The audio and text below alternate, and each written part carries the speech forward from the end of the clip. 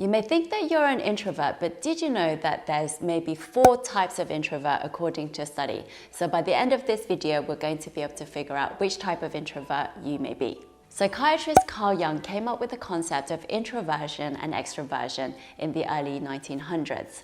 So introverts are classically viewed as people who need to go inwards and spend time alone to be able to recharge, whereas extroverts, on the other hand, need to go outwards. That is to say that they need social stimulation and stimulating environments to be able to recharge. There's been countless discussions since then about what introversion really means. And a lot of the time you'll see that people get introversion wrong. They assume that all introverts are really shy, very quiet, maybe have social anxiety or something like this. And as an introvert who really doesn't tick any of those boxes, I was very curious to understand what is introversion, what does introversion actually mean? And that's when I discovered this study which groups introverts broadly into 4 types. These 4 types are social, thinking, anxious, and restrained or reserved, so broadly represented by the acronym STAR.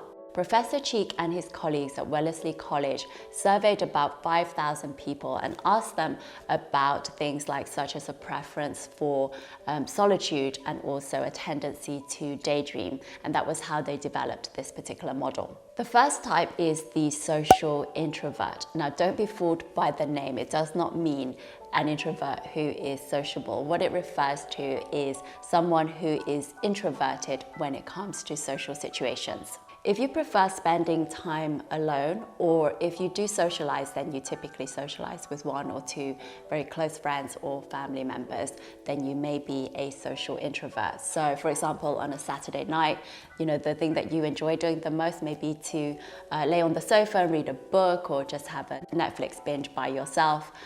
Or if you do socialize, then it's with 1 or 2 people rather than going to a party where there may be lots of strangers and loud music and loud noise and all of this sort of thing. This is all about preferring a low stimulation environment rather than because you're shy or because you have social anxiety or anything like that.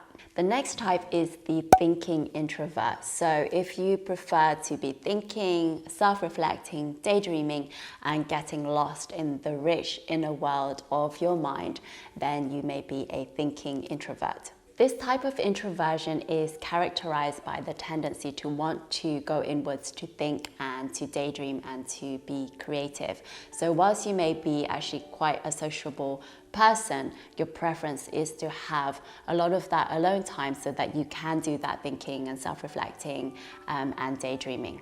Professor Cheek says you're capable of getting lost in an internal fantasy world in a nice, imaginative and creative way rather than in a weird, neurotic way.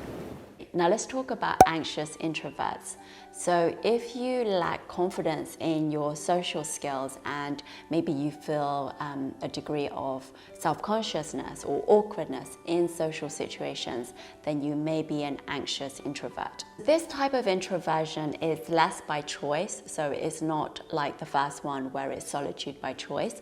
This is solitude because maybe of the feeling of awkwardness or self-consciousness as it relates to social situations.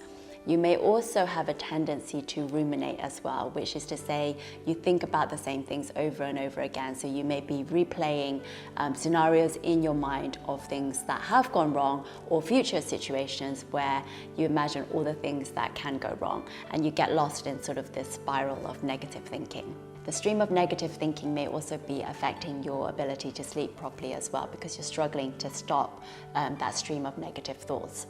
Finally, we have the reserved or restrained introvert. So if you like to operate at a much slower pace and make decisions very slowly and deliberately, then you may be this type of introvert. You really like to think ahead and be able to plan and consider all the options and alternatives before you make a decision.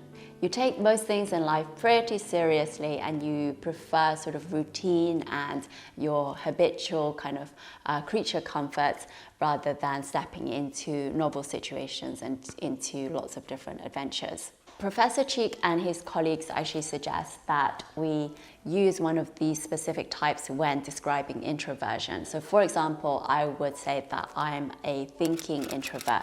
That is to say that I like to use my imagination, be creative, and have time to self-reflect and to daydream.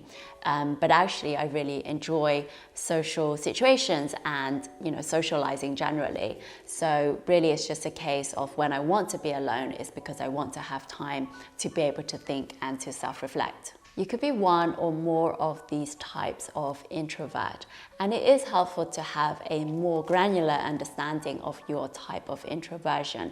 However, I think it's important not to get too attached to these labels. In particular, for example, if you go around saying, "Hi, I'm an anxious introvert," then I don't think that's particularly helpful, particularly because I am statements are very profound and very powerful and shape your identity. So just having the self-awareness that, okay, I may be an introvert with some anxious tendencies as it relates to social situations can help you to become a lot more self-aware and hopefully be able to modify your behavior if that is what you want to do. Now that you know more about the 4 types of introvert, which type are you? Please do let me know in the comments below, and maybe you are more than one type. Please subscribe if you haven't done so already, because I make content for people specifically like you, i.e. people who are introverts and entrepreneurs or aspiring to be entrepreneurs. I also have a newsletter mail thing if you want to sign up for that, because I'll be sending some of my musings on what it's like to be an introvert, INFJ, entrepreneur, and also a highly sensitive person and empath as well. So if any of that sounds appealing to you, then please do sign using the link below. I've also left a video somewhere here that I think you might enjoy, so please do check that out, and I hope to see you in the next video. Bye!